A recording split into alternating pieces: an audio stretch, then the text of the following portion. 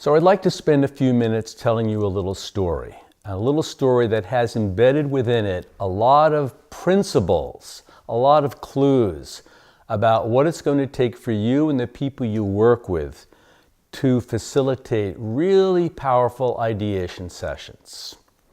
Some years ago, AT&T invited us to design and facilitate a new product development brainstorming session for a bunch of their really smart people.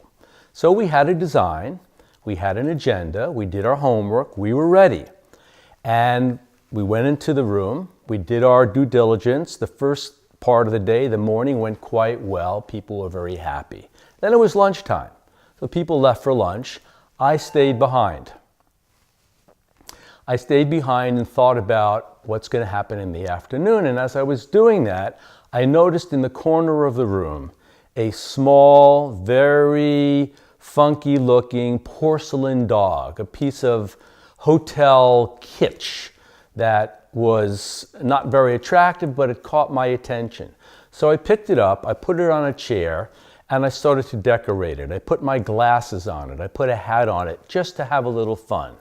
As people came back from lunch, they saw this little porcelain dog in the middle of the room, and they got into the game. Somebody put a scarf on it, somebody put a pin on it or a necklace on it, some sunglasses on it. And before too long, we had a very interesting looking idea mascot in the middle of the room. Well, people dismissed this as a kind of a goofy thing, but I realized there was something more than goofiness going on. So when we started the afternoon, I asked everyone to stand up and stand around this funny looking dog. And I asked them, what ideas do they get about developing new products for AT&T's future? What ideas do you get from this dog?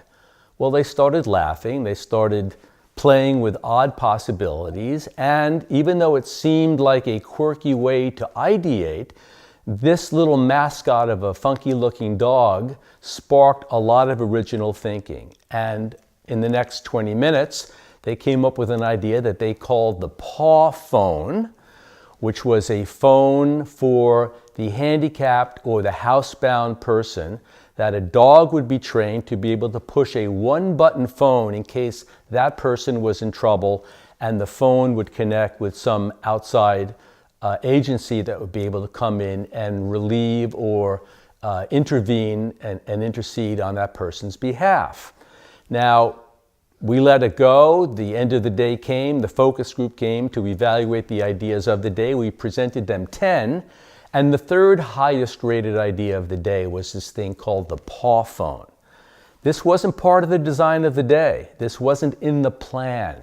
It was a spontaneous, free-floating, quirky, oddball moment that actually had embedded within it lots of possibility.